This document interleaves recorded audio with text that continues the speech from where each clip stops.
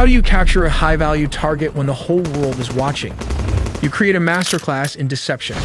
The CIA set the stage with a single building as bait and filled the sky with 150 aircraft to create a deafening sonic shield for the helicopters to drop Delta forces. F-35s lit up the perimeter, turning night into day.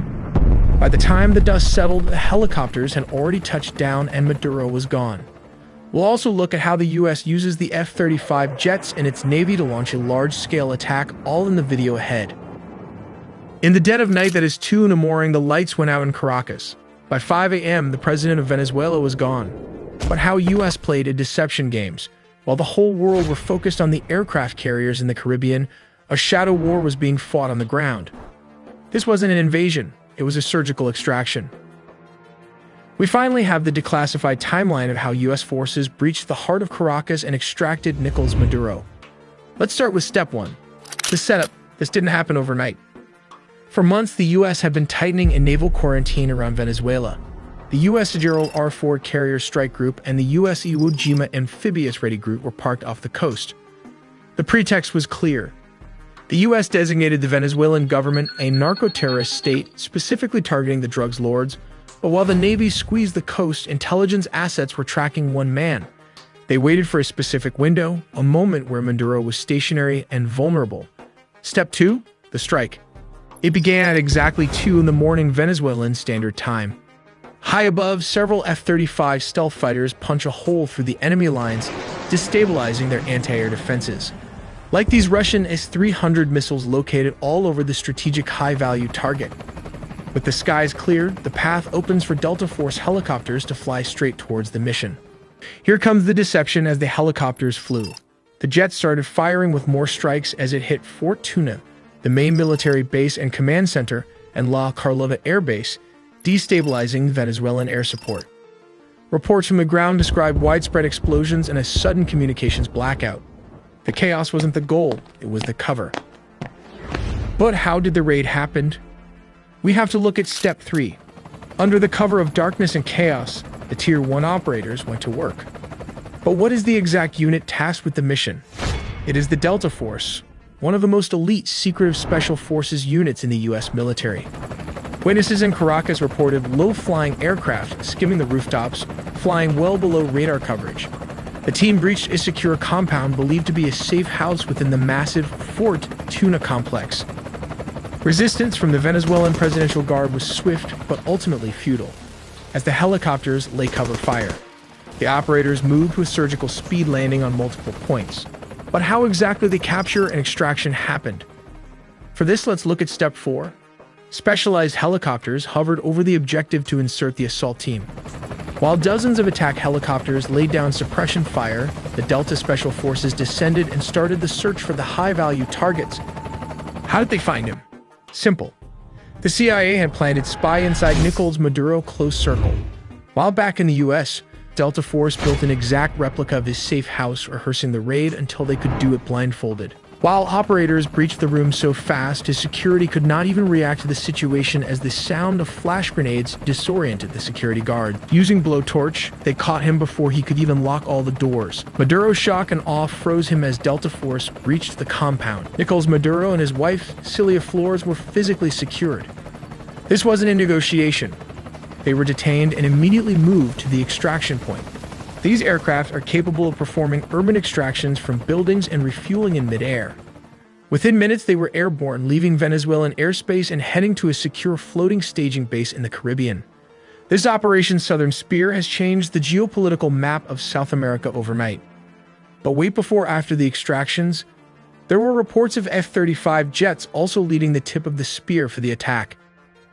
We'll look how the United States used F-35 jets instead of F-16s for operations in Venezuela, because this is a well-organized and militarized Venezuela has positioned advanced Russian S-300 missile systems, Chinese radar networks, integrated Russian air defenses, and Shahed drones along its borders. This creates a highly lethal and challenging environment that older F-16s would struggle to survive. As stated, around 150 aircrafts and a massive 8 U.S. destroyers were stationed there. It also has 3 amphibious aircraft carrier and surveillance plane to turn it into a massive command and control juggernaut capable of overcoming a modern military's air defenses. Signals a readiness to counter Venezuela's entire air defense network if necessary. But why Venezuela Air Force failed to intercept? As of 2025, Venezuela's fighter jet fleet consists mainly of approximately 21 Sukhoi Su-30 multirole fighters delivered by Russia between 2006 and 2008, which now form the backbone of their combat air power. Additionally, they maintain about 5 operational S-16 Fighting Falcons from an older batch, including 3 single-seat S-16As and 2 two-seat S-16Vs. These S-16s are aging and suffer from limited maintenance and part support due to U.S. sanctions, although they have been supplemented with Israeli upgrades. Venezuela acquired its S-16 jets from the United States through a foreign military sales agreement called Peace Delta in May 1982, during a period of good diplomatic and military relations. They were the first Latin American country to receive the S-16, with deliveries occurring between 1983 and 1985. The reason the U.S. does not use S-16s in current operations is because these jets lack the stealth capabilities necessary to evade the S-300 and other integrated defenses. The advanced S-300V or anti-2500 systems, supported by dense Chinese and Russian radar, can easily detect and target older aircraft at long ranges. Sending S-16s into such an environment would result in high attrition risks, as they are vulnerable to radar detection and missile engagement. Not to forget the Russian Buk air defense system that can take out an S-16 with ease. These are cheap R-15 or 24 Buk systems are already active and mobile all over the country. Additionally, S-16s are less effective in contested airspace saturated with drones, especially the Iranian Shahed drones used by Venezuela for reconnaissance and kamikaze strikes. The F-35, however, offers crucial advantages. Its stealth design enables it to fly undetected or with much lower risk, making it effective against advanced surface-to-air missiles and networked radar systems. Its sensor fusion, electronic warfare, and data link capabilities allow it to simultaneously suppress and target mobile and fixed air defense positions, adapting rapidly to counter Russian and Chinese radar configurations. While the aircrafts took out the anti-air defenses Venezuelan military as a whole, this allowed the CIA and special forces to advance towards its target. The overwhelming presence of advanced Russian, Chinese, Iranian, and indigenous air defense and drone systems on the Venezuelan border means that the stealth fighter jets, or the first wave of attack, provide both the survivability and strike capability required for such operations. But how do they rotate clockwise? Well, the distance from Puerto Rico to Venezuela is about 1,300 kilometers. This is roughly 810 miles, which translates to around 1.5 hours of flight time for an F-35 flying at high subsonic speeds. These jets rotated clockwise as its combat radius is approximately 770 miles, meaning it can reach most of Venezuela from Puerto Rico with careful fuel management and limited loitering. To extend mission time and reach deeper inland, air-to-air refueling tankers deployed strategically in the Caribbean region support these operations. In situations requiring strikes within minutes, U.S. amphibious assault ships equipped with F-35Bs can launch jets rapidly. From such ships positioned in the Caribbean, F-35Bs can reach Venezuelan targets within roughly 15 to 10 minutes, depending on speed and route.